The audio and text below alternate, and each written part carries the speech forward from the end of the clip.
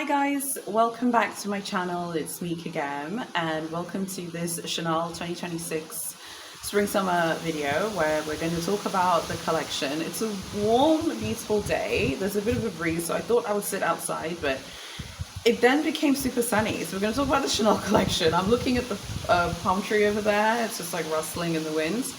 It's such a warm day, so I apologize if it looks really bright. It's just obviously because the sun's out. So we're going to talk about Big C 2026, and then at the end I have some channel updates for you about what you can expect moving forward from me. So yeah, let's start off. Okay, so this is what we're going to do. Instead of going through every single thing, because obviously this is the debut Maiden collection by Matthieu Blazy, the new artistic director of Chanel. I think that's his title, artistic director, but he's essentially a creative director basically of Chanel fashion. Instead of going through every single look, because I feel like, first of all, you've seen all the looks, you don't need me to kind of, you know, show you each look all over again. Instead of doing that, I thought what we could do instead is actually just go through the things that I like, and then you guys can tell me the looks you like. I pretty much remember everything off the top of my head that I really liked. So I wanted to show you. First of all, let me just say, I love the collection. I know the collection was very controversial. I know it has split opinion. It's like the Versace collection in the way it has split opinion. So many people didn't like the collection. So many people loved the collection. I loved it. I thought it was fantastic. In terms of the clothing that I have from like luxury brands, I have, you know, things from Versace Jeans Couture, Max Mara, and Moschino. I've never bought a garment from Chanel. Not that I haven't been interested in the past, but I'm definitely interested in the clothing from this collection.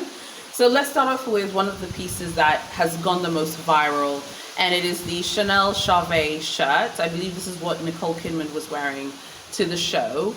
So this was in the collection, and it is a collaboration between Charvet, a very famous shirt maker, and obviously Big C.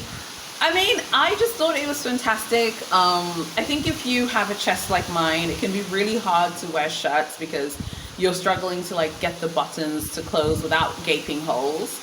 I will have to make an exception for this shirt. If anyone knows how much the shirt is going to cost, let me know, because I would love to know how much the shirt is going to cost. So that was one of the pieces that I thought was absolutely fantastic, and that is obviously a ready-to-wear piece. I'm sure it's going to, I feel like it's going to be 2,500 euro, maybe 3,000 USD. I feel like that's how much it's going to cost, but obviously I don't know exactly, you know, how much it is, so let me know. The next thing that I wanted to talk about was the return of exotics, kind of. So they had a lot of these embossed exotics, so it's all mock croc. It's just basically leather embossed to look like exotics. It's so interesting because Chanel obviously discontinued exotics. I believe the finals series, the final season was 2018, 2019. That's when they had their final exotics. This is a long time ago. It's really interesting that they discontinued exotics, but exotics have only grown in usage at brands that still use them. That's something which I found so interesting, because I think that their exotics were always so beautiful to me. So they have released these embossed ones. Honestly, because I just knew that they weren't real, because I feel like if they were real, Chanel would have made a point to say that, okay, we've decided to reintroduce them into our supply chain. Or maybe they would have been like, okay, you know, quietly, let's just reintroduce them. They're not real, it's embossed. Very, very beautiful, but it's not real, you know? And for me, I just feel like for exotics to have that edge, they have to be real. There's something about faux exotics that just doesn't get me as excited. These are very, very nice, but they're not real. So I'm not that interested or that excited about it. Let's move on. So we know that the catwalk show had this like space theme, the solar system. Gabrielle Chanel really liked, you know, space, and she was a Leo.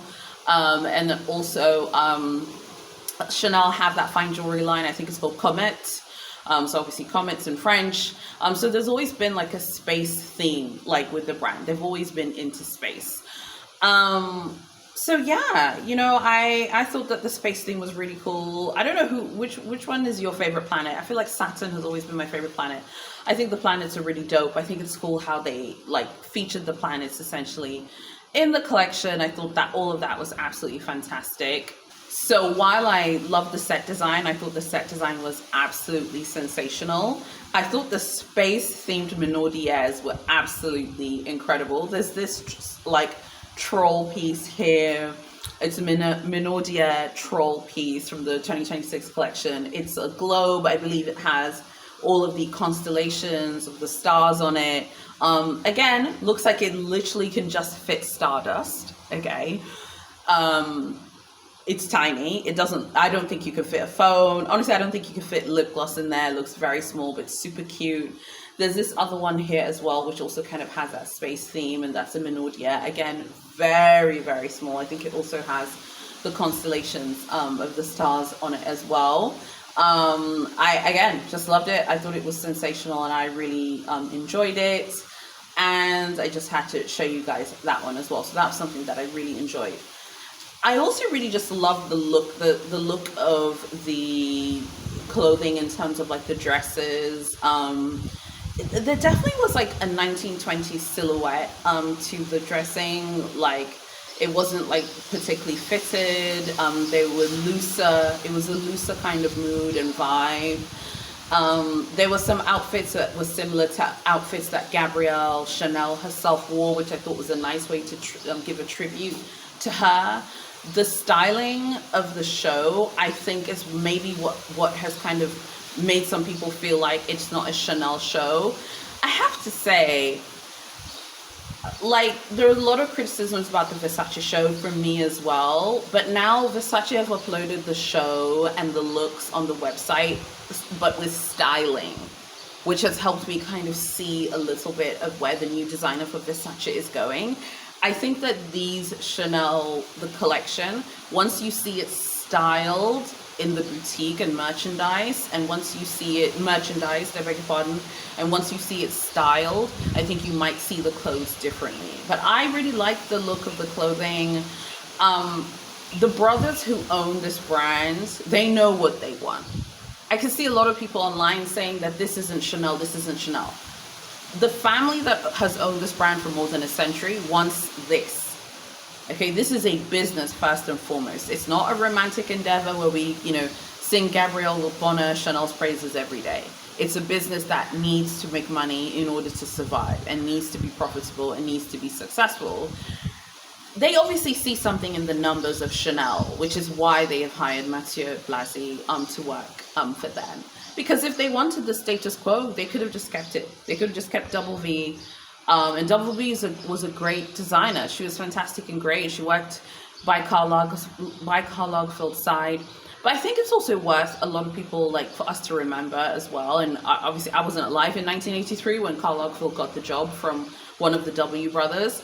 But it's not like the fashion industry rushed to embrace him when he started working. And in fact, Chanel was going through a decline when he was actually hired, and he was hired to reverse the decline. Gabrielle Bonner Chanel died in 1971, I believe, and Karl Lagerfeld was hired in 1983. So there's this, like, you know, 12-year period where the brand is not doing well. The brand isn't doing well, and it's not like when he was hired, it was like, oh my God, he's like revered the way he is today. So I think it's just important to acknowledge that, because I don't feel like this Chanel show was a massive departure from like what us as Versace Glamazons like saw at the Versace presentation. Like that, the situation at Versace Boo Boo is a completely different situation. It's a completely different aesthetic. I wouldn't say that this is completely different. To me, it just looks a little bit more youthful. It looks very youthful. It looks very... There's something about it that almost looks like it almost looks a little refreshing. It's kind of like drinking a glass of sparkling water on a very warm, hot day like this. It's a warm day, there isn't a cloud in the sky, opening a bottle of sparkling water, sitting by the pool and drinking it. That's kind of what this Chanel show by Matthieu Blazy gave me. It doesn't mean that I'm not going to go inside and have you know, my favorite drink, which is Coca-Cola with ice in it. That's always going to be my favorite drink. But it's quite nice to sit by the pool and drink sparkling water with ice and enjoy the warm day as well. There was something different about this. It's definitely much more youthful. Same thing at Versace. The Versace show is very youthful and edgy, but very different. This was very youthful. It just felt so much younger than we've seen from Big C in many years.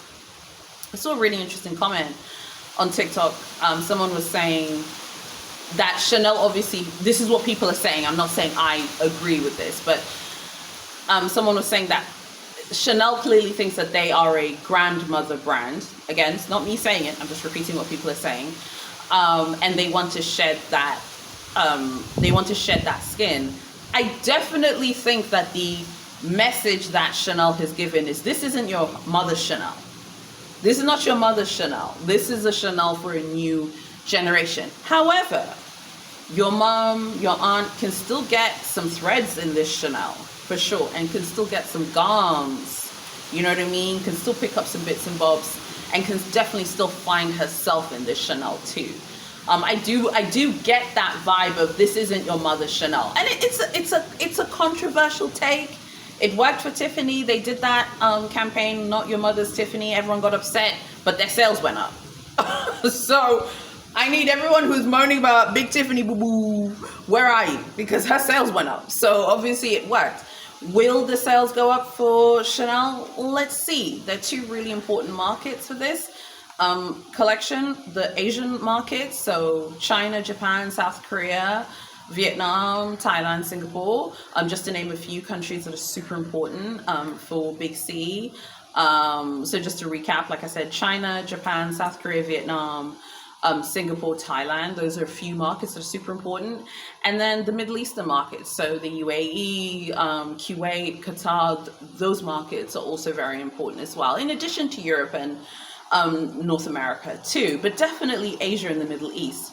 How will these collections do in those markets? Let's see. Something else which I really liked from the collection, I love the destroyed reissue. I love the crushed reissue. I thought it was brave to create, to take, I believe the reissue was, if I recall correctly, didn't Karl Lagerfeld create the reissue? Correct me if I'm wrong. To take something which is really part of Chanel's identity, to destroy it, but make it look glossy and sensual and feminine and youthful. Again, it's that youthful vibe. Some of you were telling me in comments on my threads, but also on my YouTube shorts, that you felt like the collection looked like Zara. One of you said that, and I wanted to talk about this. I think it's a really interesting comment, and shout out to the Glamazon who said this. I think the reason why people think that the collection looks like Zara has ripped off Big C for years. And I think that what happens is, after a while, you see Big C's wig ripped off over and over and over again. That the people who have copied and duped and ripped her off look like her now, that you think she's copying them. But she is the one who's actually been ripped off. So I think we definitely need to, I think, just ascertain that. But I thought that the collection was just very different. Again, it's not your mother's Chanel, you know, and that's not for everyone. But I still saw Gabrielle Coco Chanel in this collection. I didn't see, when I was watching the Versace show, I didn't see a lot of Versace in that show. But you still see Gabby Bonner Chanel in this collection. You see her.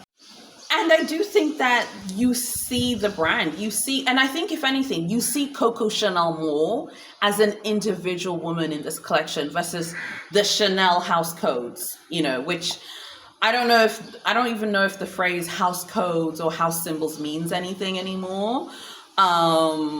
You know, what does that really mean? I mean, there was tweed in the collection, there were skirt suits in the collection, there were a lot of beautiful dresses in the collection, there were lots of accessories. It just looked different, but those things which you expect were still there.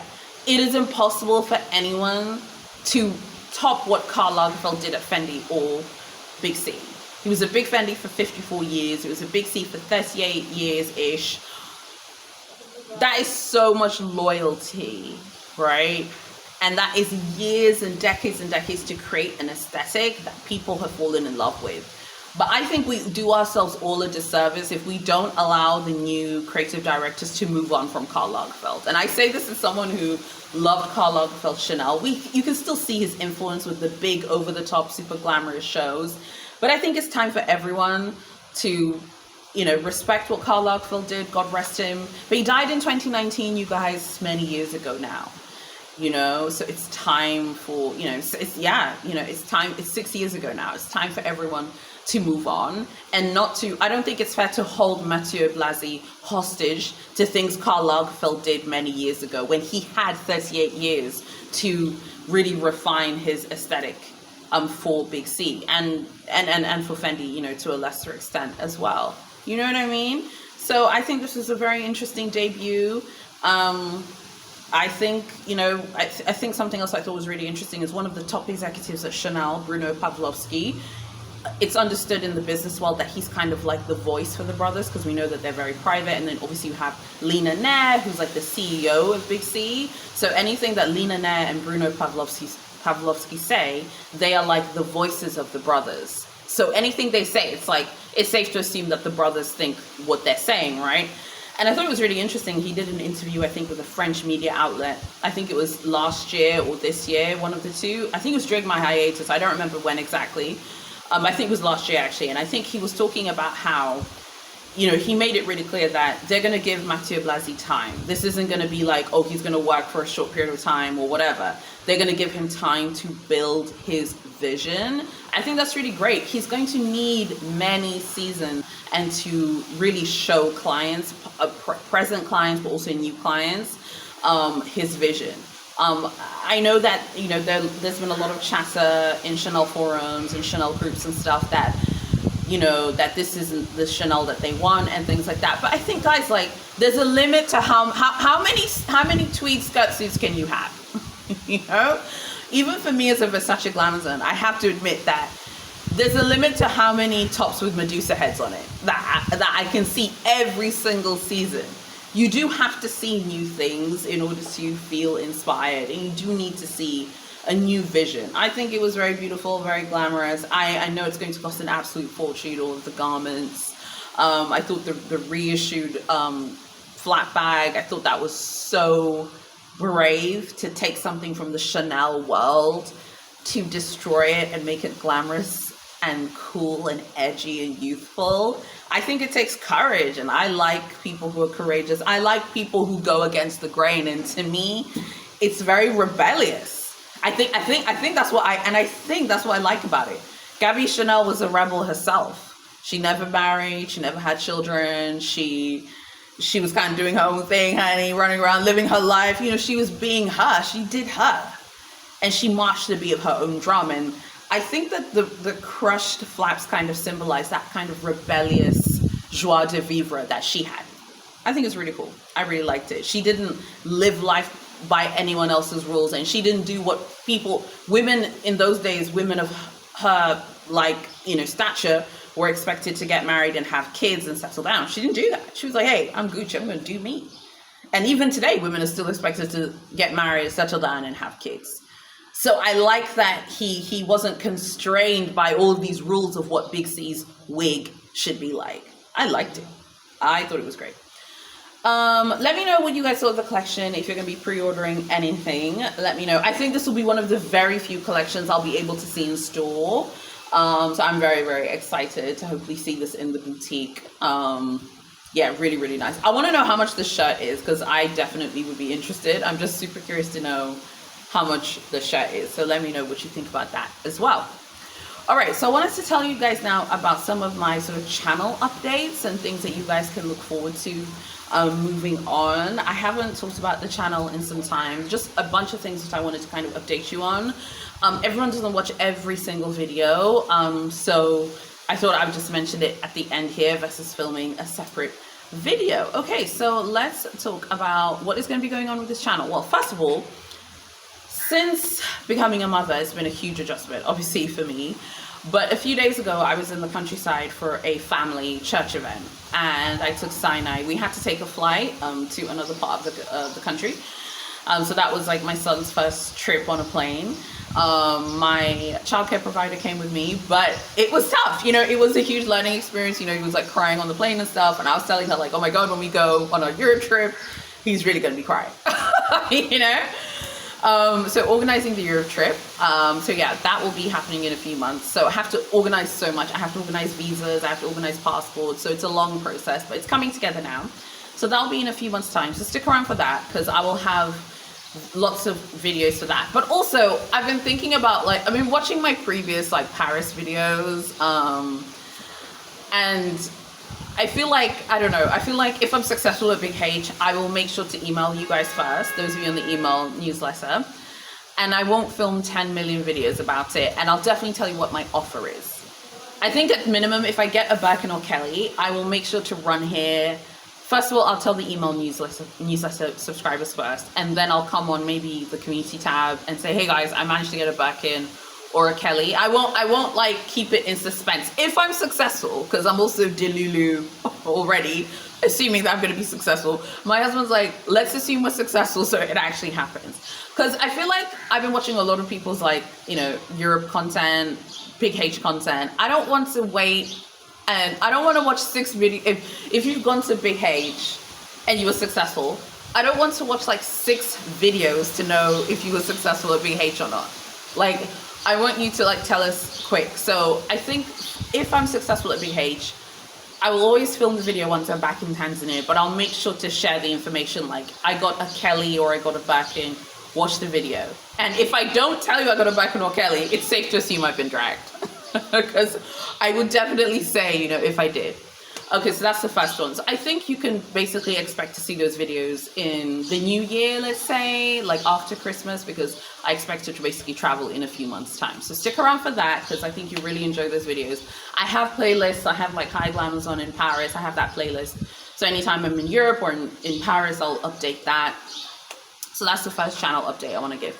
The next channel update I want to give is, so many of you have signed up for the newsletter. So I just want to say huge thanks to everyone who has signed up, because the newsletter is really where I'm putting a lot of my energy and attention now, just because I'm seeing a really good return on interest from you guys, from the newsletter. It's hard managing all these things in addition to running a business, and also being a mom now. I have to like manage my time quite well. I have to say, I think that the newsletter is just easier for me to manage. The Facebook group is still active and it's still live. Subscribe to the newsletter and stick around for that as well. So that is my hope. Of course, anything that I do, it has to be worth it for me, and I have to see that there's a return, not just on like time, investment and money, but there has to be a bit of a return. I can definitely see a return through the email newsletter. That's why I'm encouraging you guys to sign up to it, because I see the fruits of my labor there. Like in the first 24 hours, so many Glamazons are reading the newsletter, like opening it, responding to me saying, hey babe, I got it, or I read it. That is very nourishing to me, because it means that my efforts are worth it. You know, when I took the hiatus after falling pregnant, I remember when I was getting ready to come back to post for you guys, I remember telling my husband, like, before going on the baby moon, like, you know, it's like, you know, there's so much craziness going on in the world. I'm not normally a Debbie Downer. I'm definitely one of these, you know, tough times don't last, tough people do. And I would consider myself to be a tough person. But I did worry, like, is this content still going to resonate with people? Because I'm not a, you know, let's talk about the recession every day type of person. I'm not a no-buy person. I'm not a slow-buy person. I'm not an overconsumption person. I'm not trying to say I'm special or different and choose me. I'm not saying that. But I have no interest in that type of content, you know? And I remember my husband just said that it is important because there's something out there for everyone. And I agree. I still want to see people's hauls and unboxings. And I hope when I go traveling and shopping that you guys will watch mine too. And I was like, I still feel like there is a lot of value in this content because it makes people happy. You know, I get great like feedback from you guys about my dragging videos. There's so much great feedback. There are lots of great things that have been happening with the channel. You've been noticing a lot of the videos have subtitles. You know, I was speaking to a client, I was telling him about the YouTube channel and how I have a freelancer who does all my subtitles manually. She does them without AI. And he's like, why don't you just use an AI app? I was like, well, the AI apps actually make a ton of mistakes, but also I can create a job for someone in my home country because we are bilingual in Tanzania. so I can create a job and opportunity for someone. So by creating an opportunity, I'm like also pouring into my country. And I was like telling the client, you know, like even in my company, between the people who work for me full-time, part-time, and freelancers, there are about 7 to 10 people, give or take, every month who are on the payroll.